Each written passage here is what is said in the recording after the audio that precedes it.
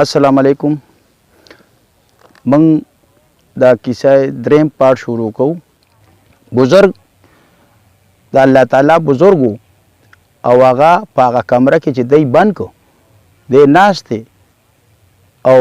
په دې دغه باندې چې دا وزیر برارسي هم دا خبره به کېږي. وزیر چې کله دا اس د دې بادشاهي غاړې ته روان کو او رفتار کوي نو دی دا سوچ کوي چې یاره څومره لار ماته پاتې شوه او څومره ما ووهله خو د رستو د لارې دته څه دغه نشته، حساب کتاب ورته نه معلومیږي. دی مخکې باندې روان دی او دا خبره یې په ړه کې نیولې ده چې هر کلی زه به انشاءالله دغې بادشاهۍ ته او دغې ښاپېرۍ ته به ځان رسومه. بعضې خلک داسې دي چې هغوی په یو کار پسې روان شي نو که څه لږ ورته کې مزل وکړي او ستړیوالی او تکاوټ ورته راشي او یا تنده لوږه پکې راشي نو دی هغه خپل کار پرېږدي او وایي دا نشو کولی. بادشاه حکم و د وزیر مننه وه او دی روان دی. چې کله د دی بادشاهۍ ته کلوز شو نږدې شو نو دو دا اعلان وکړو وزیر چې زه نن نوې بادشاهۍ ته ورننوځم او د نوې بادشاهۍ په لین باندې به زه خپل مقام ته ځان رسوم. چې کله دی دغه بادشاهۍ اخیری هینډ ته ورسېدو او هسې د هغې بادشاهۍ ته وردننه کو نو په لار کې داسې یو سوچ جوړ کړو چې که بزرګ ورته هم شاته ویلو چې چا سره به ذکر نه کوي خو ده خپل ځان داسې کو چې بلکل خاموش یې کو او چا سره په ذکر مکر نه کو بس روان شو خپل سفر غاړې ته روانو. چې کله دی هغه ښار ته ورسېدو نو په دغه ښار کې تېنه خلک تاو شو ورته یې وی ځوانه وایه څوک او د کم ځای نه راغلی او څه دې مقصد دی. دی چاته ګویه نه کېده نه، ده ورته دا ووي چې زه خو راغلی یم مسافر یم په لاره چې د کمې بادشاهۍ د سړي نه سر قلم کو هغه به یې په نیزه کې واچو او د خپل محل نه به ګیر چاپیر لګول په پولونو کې به یې لګولي او ورسره به د هغې بادشاهۍ نوم هم لیکلی. خلک ډېرو سرونه ډېر په نیزو کې ولاړو خو چا دا دغه نشو کولی چې یاره مونږ د دی نه دا شرطونه برابر کو. وزیر ګرځېده ورو چکرې به یې والي خو چا سره یې خبرې اترې نه کولې. په خاموشه خاموشۍ کې به وګرځېده رابغې ماښام به خپل کمرې ته او خپل اس به وتړو او هغه له به یې خوراک مراک ورکو په خپله به یې ځان له صوبو او روټۍ چای وکړو او غلی به سملاستو. د شپې خلک به وده و دی به دا سوچ کو چې یاره الله دې خیر کي خو دا کار د الله په حکمونو سره شوی دی او کیږي به. موږ خلک چې کوم دی یو کار نه ناامیده شو نو موږ وایو دا کار داسې یو کار دی چې دا ډېر ګران دی دا نه کو خو هغه ته ډېرې ګرانې او ډېر مشکلات ورته په لار راغلي او ډېر مصیبتونه ورته راغلي خو بیا هم دی په خپل خبره باندې کلک و د بادشاه حکم و ورپسې روانو. دی یو ورځ شوه د جمعې ورځ وه او ده ناستو چې ناستو د ده په خوا کې یو دوه زنانه تیرې شوې. او هغه دا خپله کې خبره کوله چې بھائی دا سړی چې دی چې هر څوک دی خو دی راغلی دی بادشاهۍ ته دی او د ده څه مقصد دی د غوږ ایښی دی اورېدل یې چې د زنانو خبره وکړه خو زما په باره کې وکړه راشه دی به رواني او زه به دی پسې شاته روان شم هغوی روانو او دی ورپسې شاته روان دی دی خپل ګپ لګوي او دی غلی ورپسې روان دی دا زنانه یو بل سره خبرې کوي دی هم دا وایي چې زمونږ سندر ښاپیری چې کومه ده د دې شرطونه لا تر اوسه پورې داسې یو بادشاهي نه ده پیدا شوې او نه داسې یو ځوان پیدا شوی دی چې دی حل کړي دی دا خبرې اوري د دی خبرې ځان سره په زړه کې اچوي او روان دی دی پسې چې کله دی هغه ښار کې چکر ولګو واپس کورون ته روانې شوې شهزاده په خپل مقام ته واپس را روان شو چې دی راغی خپل مقام ته خپلې کمرې ته هلته کښېناست سوچ یې کو چې یاره زنانو خو خبرې وکړي خو دی پکې په ډېر فخر سره ووي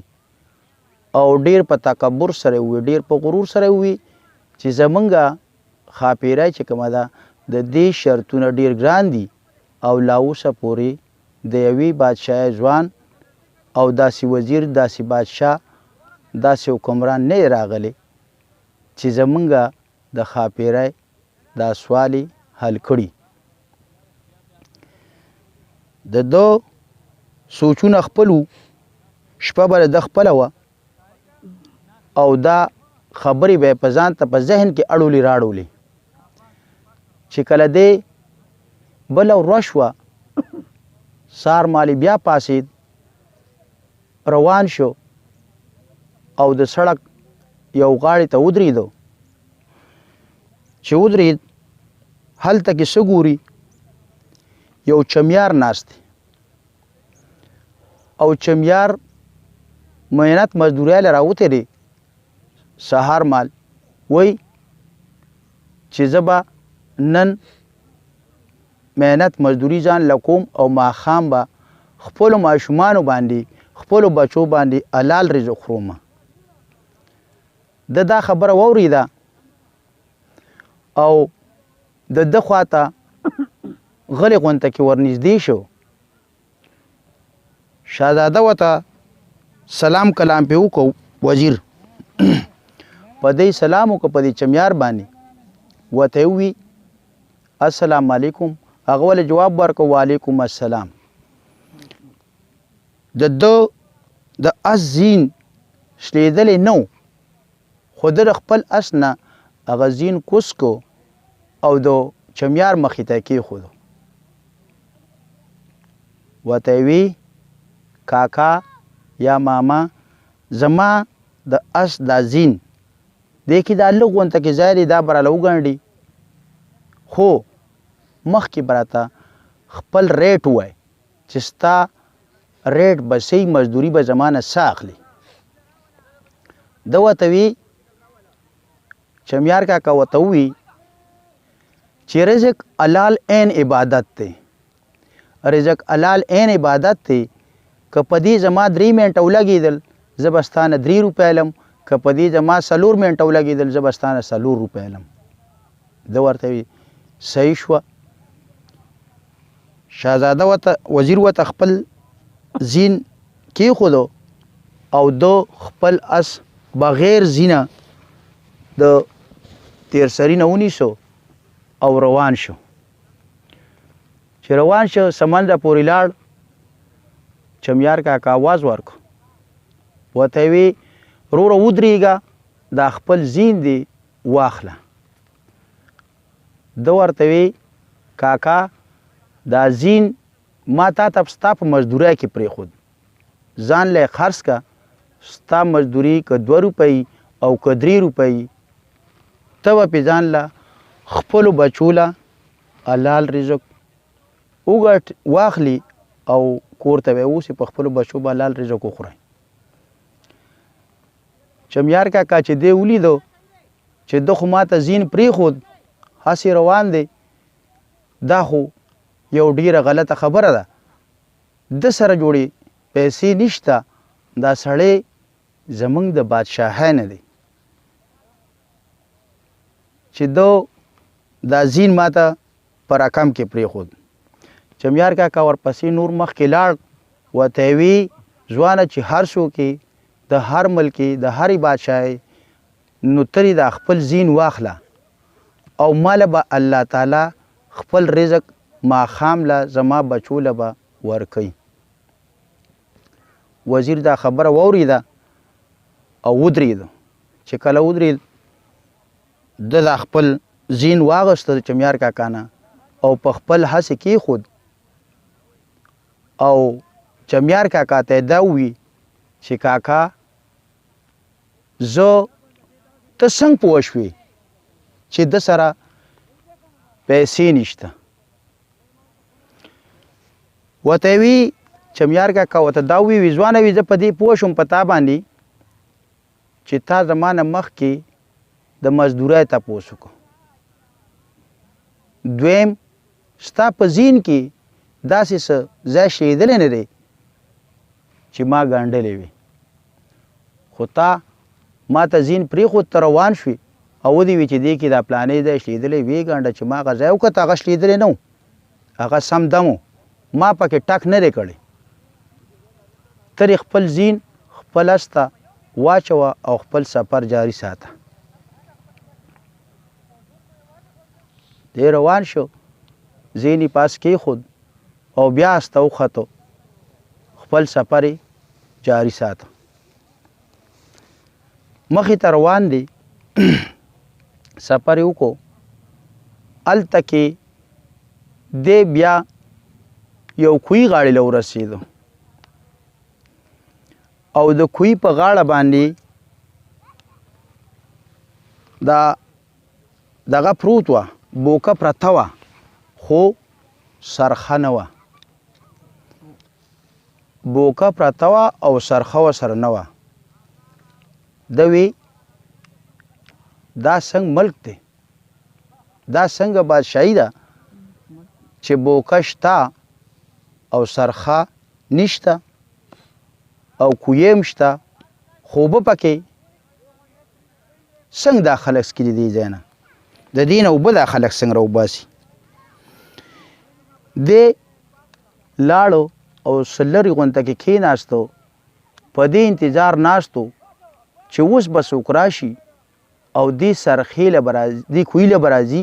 دې بوکې له به راځي او په دې باندې به اوبه راوباسي نو بیا به زوم دکه چل کوم چې کم چل د دې بادشاهۍ کس کوي نو زه به هم دغه چل وکړم اوبه به راوباسم دی ناست دی او ګوري ماښام شو خو دغه کوی خواته څوک رانلو چې کوی خواته څوک رانلو ده دا سوچ کو چې یاره دې کوی خواله خو څوک رانلو شپه شوه او ماښام دی تیاره پرېوځي اوس به څه کېږي ده وی هر څه چې دي خو د دې کوی او د دې بوکې په حساب کتاب به ځان پوه کول غواړي چې دا اوبه د دې نه څوک څنګه راوباسي او څنګه یې وړي دې کې د ماسخوتن ټایم شو او تیاره شوه زنانه 2 رالی د دکې کوی غاړې له رالی او بوکای راواغسته چې بوکای راواغسته نو یوې زنانه بلې زنانه له لاس ورکو او بله په ښکته باندې ور اوږده شوه اوبه یې راواغستې په بوکه کې دی دواړو اوبه وڅښلې او خپل منزل ته روان شو. وزیر چې دې ته وکتل وی چې یاره دا خو 2 کسان دي، دی خو د یو بل هیلپ وکړو، اوبه یې راواغستې، اوبه یې وڅښلې، خو اوس زما به څه کېږي؟ زه خو یو کس یم، زه به څنګه د دې نه اوبه څښم؟ ده سوچ وکړو چې ما سره خو بله څه ذریعه نشته، اوس به څه کېږي؟ دی سوچونو کې پروت و. په دې کې د لرې نه یو آواز راغی، ورته یې وي انسانه شعور دله الله درکړی دی، عقل دله الله درکړی دی، ستا ذهن ستا شعور چې دا وخت تا ته څه رای درکوي، څه مدد دې کوي، هغه وکړه او ځان ته اوبه برابر که. ده د اس نه زین کوز کو او یو لرګی راواغست، په ځمکه یې ټک و او د هغې رسۍ نه ځان ته یې رسۍ جوړه کړه، هغې زین نه او کته کوهي ته اویزان شو. چې دی کوهي ته اویزان شو، تر سمنځه پورې وروګت شو، اوبه د دغه کوهي نه په بوکه کې اوبه راواغستې او ملته کې په ځوړنده ځوړنده اوبه وڅښلې. بیا یې وي یاره ما خو اوبه وڅښلې، خو زما اس دله به هم اوبه خېجول غواړي، دی به هم اوبه څکي. د دوباره بوکه ښکته کړه، اوبه یې راواغستې او ځان سره خپل د اس زین نیولې، په دې باندې راخیږي، په بل لاس کې بوکه نیولې ده او په یو لاس دی راوچتېږي. چې کله دی د کوهي غاړې له راغی، د کوهي غاړه ونیسله او بوکه یې ځان ته بره کېښوده او ځان یې راوچت که د کوهي نه. بیا د اس زین د موږي نه کولاو کو او په خپل اس باندې بیا واپس کېښود او اوبه یې وړلې بوکه کې او په خپل اس یې وڅکولې. چې ده اوبه وړلې په خپل اس یې وڅکولې، په دې کې دی اوس پړه کې سوچ کوي چې اوس واپس خپل منزل ته به روانېږم، چې کوم ښار نه راغلی هغې ښار ته به ځمه.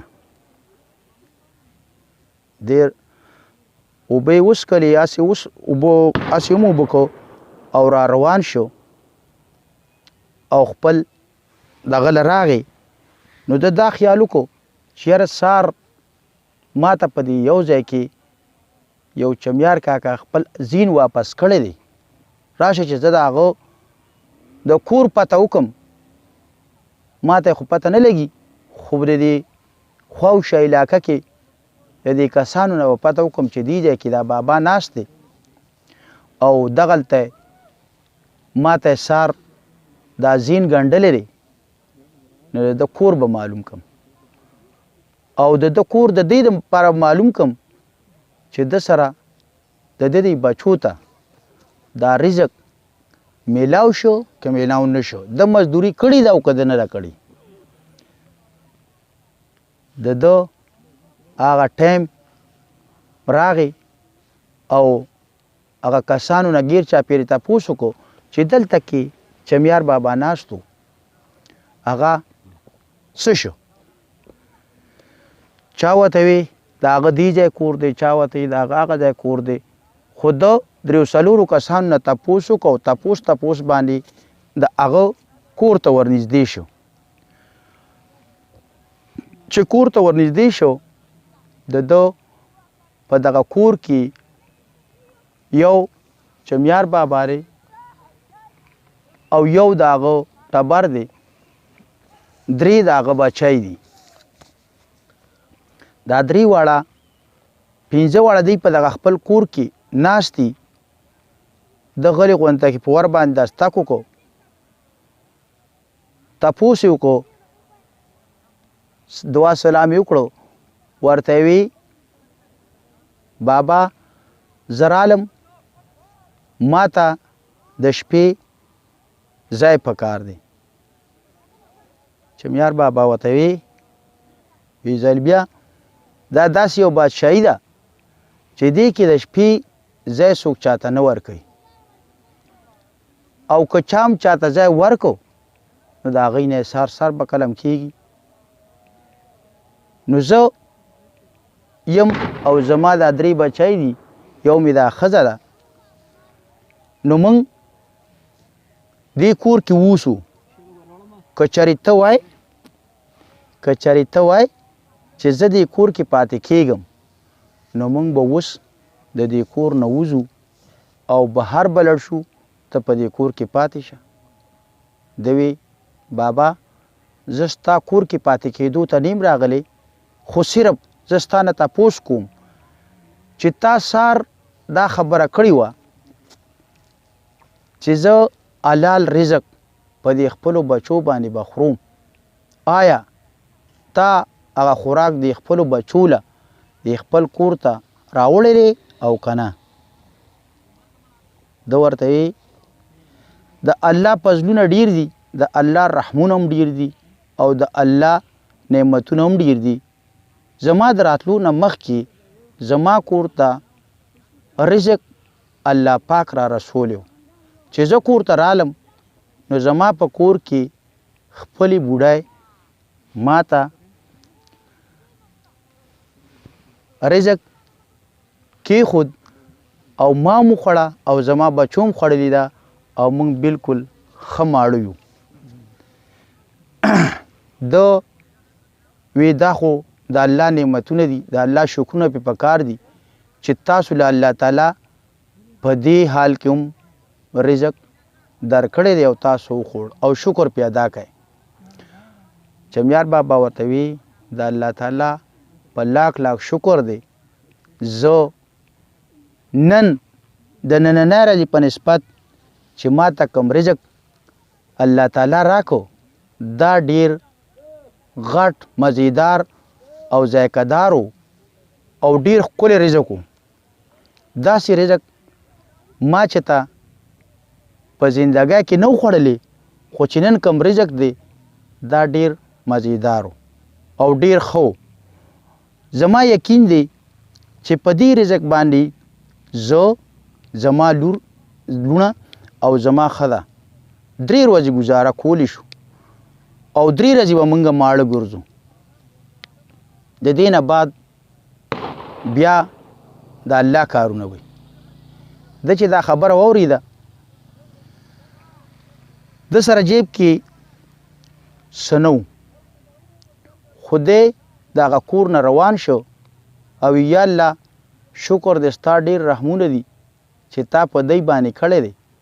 او په ما باندې دې وکړو او په ما باندې ډېر غټ احسان دی چې زما د اس زین دی ما ته راواپس کو او دی لم تا خپل رزق ورکو دی هم ټول وخوړ دی هم ټول ماړه پاتې شو زما هم کړه مرانله او چاته مې ضرورت رانغی دی راغی سفر خپل واپس واغستو خپلې کمرې له ځان راورسو او هلته کېناست دا سوچ وکړو چې اوس به سملې سو شپه ده او اوس لږ ساعت پس به بانګونه ویلې کېږي یاره راشي او 2 رکعته نفل وکړه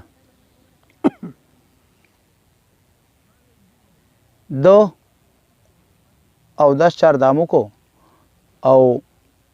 2 رکعته نفل یې وکړو او دې کې د سحر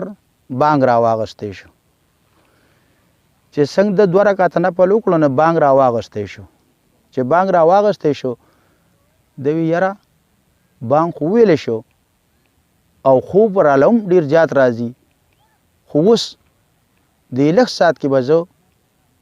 ذکر وکړم وزیر کېناست او لږ ساعت ذکر وکړو او بیا خپل مونځ ادا کړو. چې مونځ یې وکړو سهار شو رڼایي راله د وی اوس نور نه ګرځم دا چې کوم وګرځېدم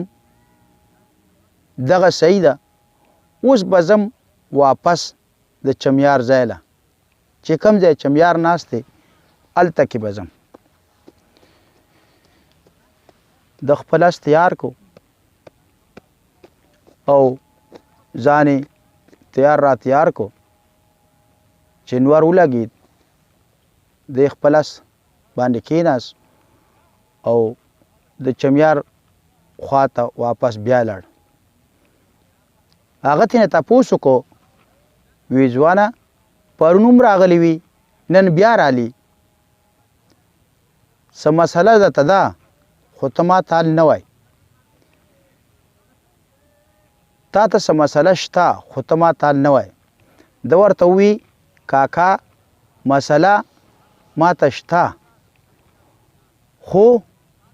د رستو نه د بزرګانو خبره ده هغوی وي چې راز به چاته نه ښکاره کوي.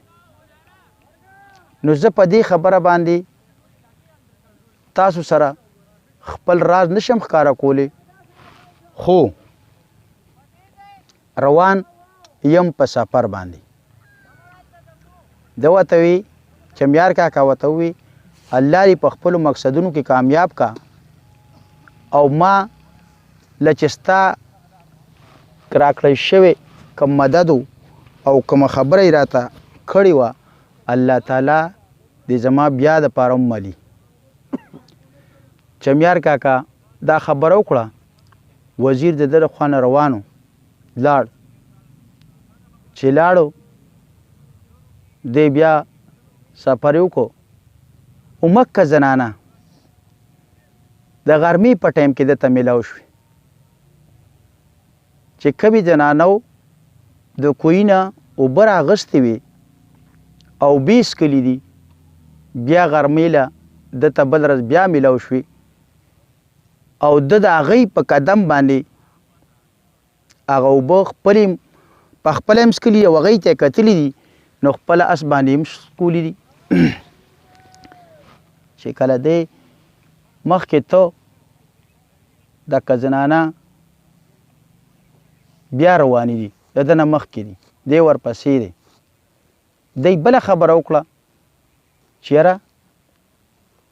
وخت تېرېږي او زمونږ بادشاه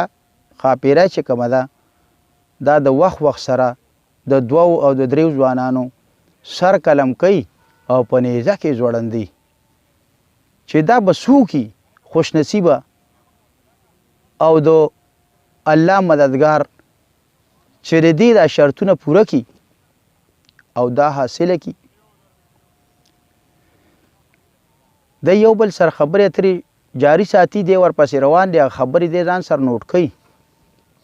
خو غږ نه کوي چاته. چې کله دغه زنانه مخکې روانې دي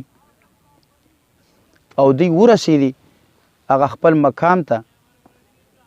نو ټایم د ماښام شو. چې ماښام شو دی وی نن خو موږ له څوک داسې خاص مخې له رانلو او نه زموږ نه چا تپوس پوښتنه وکړه. هغوی ورته وی د الله انسانان ډیر دي زمونږ د دې خبرو نه به چا څه فایده اخیستي. دی بلې ورته وی خلک وی دوره دغه نه دي چې د دې خبرو نه به فایده اخلي. دا خو زمونږ ښاپیری چې کومه ده زمونږ د ملک بادشاهینه چې کومه ده د دې سره دا حالات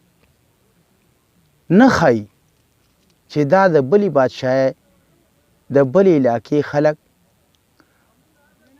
داسې سرونه وله قلم کړو او په نیزه کې اچولی دي.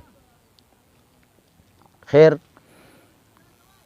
چې کومې دا خبره وکړه چې دا نه ښایي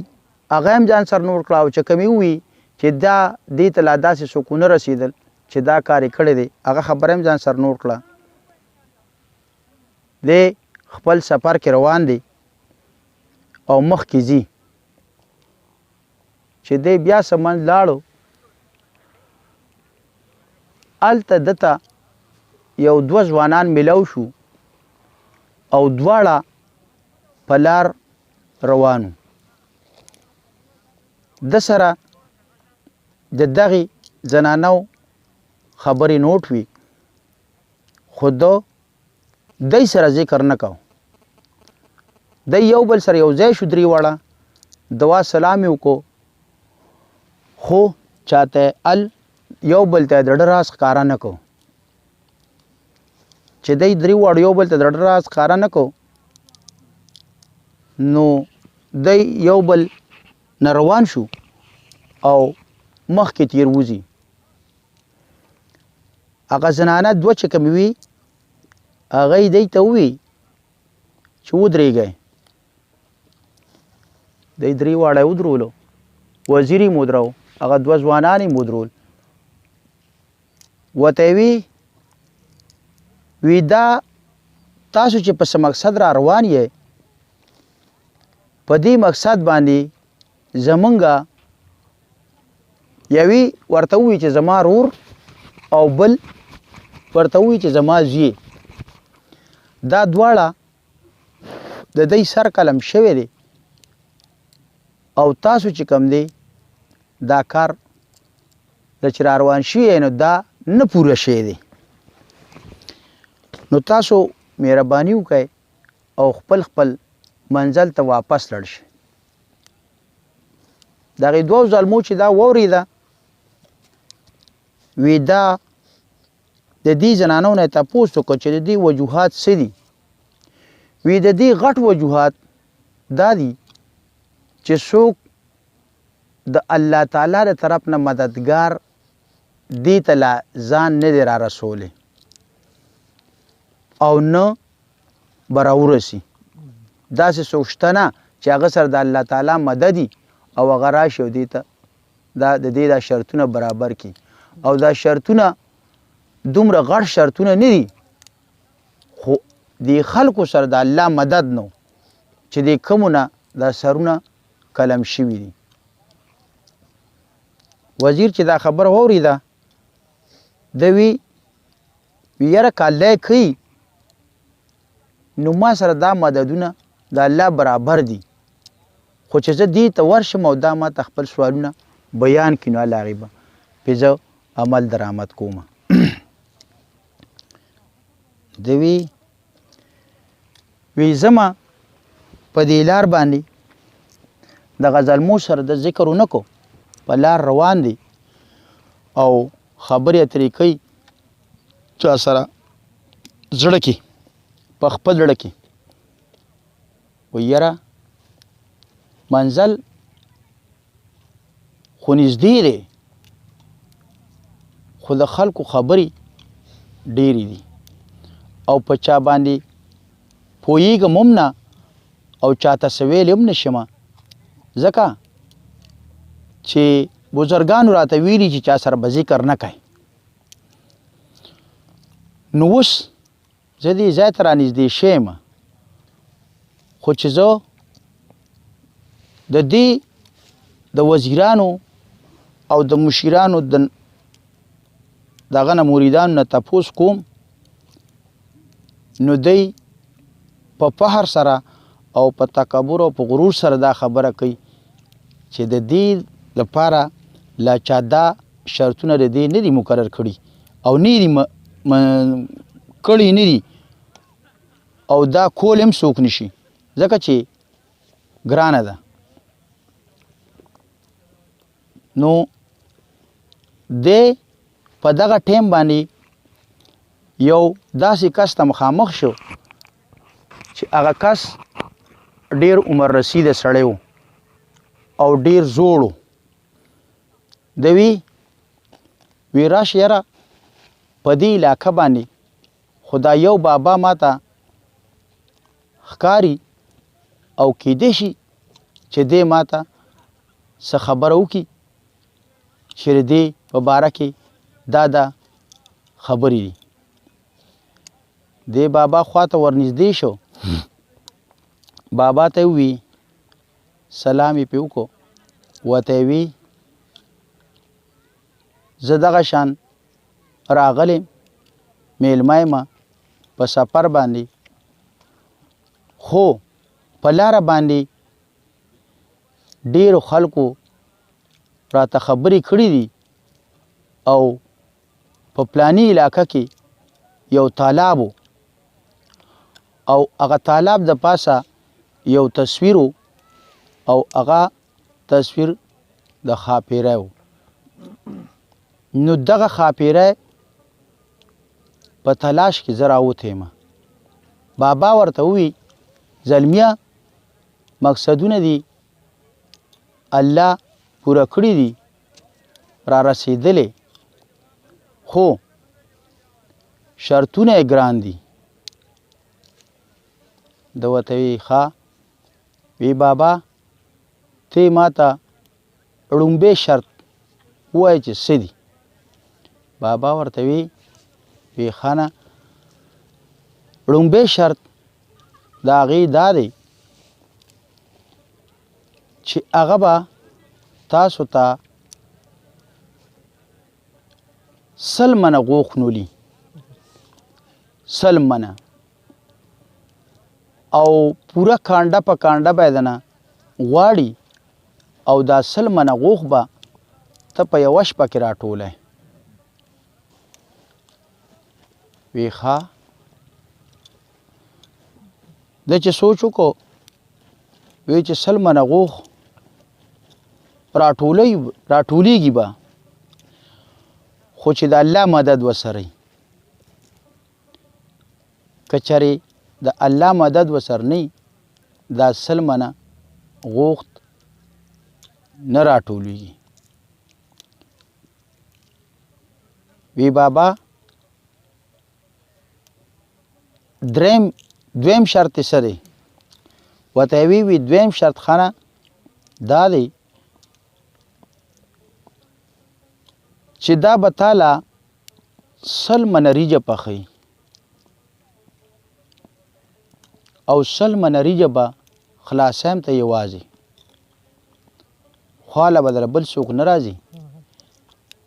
دانه به دنه بل څوک نه خوري. نو شرط یې واورېدو، دویم شرط یې هم واورېدو. ورته یې وی بابا اوس دریم. وی دریم درته ښه نه زه نه وایم. ویم دریم درته زه نه وایم. وی وجه دا ده چې ته د بلې بادشاهۍ ما تا ته دا 2 شرطونه چې واورول دا مې هم صرف د الله په رضا تا ته واورول. دریم شرط ته به د بل چا نه تپوس کوې، هغوی به تا ته دریم شرط ښیي. ده ورته بابا ستا مهرباني د دریم شرط د ښیلو دپاره راته لار نیغه که. بابا ورته ووي ښه د دریم شرط دپاره لار تا ته دا ده چې په دې لار باندې به نیغ ځې، په شا باندې به نه ګورې. سفر چې کم ځای ستا برابر شي نو هلته به ستا اس ودرېږي. چې کم ځای کې ستا اس ودرېدو نو هلته به ته څه کوې ګیر چاپیر به وګورې. چې ګیر چاپیر ته وګورې نو خوا کې به تا سره یو بوټی راشي او هغه بوټی د سدو زوړ بوټی دی، هغې د لاندې به ته آرام کوې. خو ځان به د هر یو حیوان نه او هر ځناور نه او هرې بلا نه به ساتي په خپله. که چېرې د دغې د لاندې ته آرام وکړو او شپه دې تېره کړه نو ستا دریم شرط به هم د هغې ونې نه تا ته اواز میلاویږي او هغوی به تا ته دریم شرط اورئ دی وی ښه دریم شرط به ما ته دلته نه میلاویږي وی او وی بابا السلام علیکم او که ستا مدد یو د الله مددي نو زه روان شوم په دې منزل باندې به ځمه او ستا ویلې خبره به کته نه غورځوم او په شا به نه ګورم چې کوم ځای زما اس ودرېد د دې مقصد دا دی چې زما دغه ځای کې دریم شرط حل کېدو واله وي هغو ته یې بلکل صحیح خبره ده چې کوم ځای کې ستا اس ودرېږي هلته کې به خوا کې ګیر چاپېر وګوري او یو بوټی به وي د هغه بوټي د لاندې به ته حرام کوې که چېرې تا شپه پکې په خیر خیریت په آرام تېره کړه نو ستا به د دریم سوال هم د دکې بوټي نه به تا ته جواب میلاویږي او که په خیر خیریت یې تېره نه کړه څه ځناورو بلاګانو وخوړې هغه ستا خپل قسمت دی نوره کیسه به د اتوار په ورځې باندې کوو انشاءالله راتلونکي اتواره پورې انتظار کوئ السلام علیکم السلام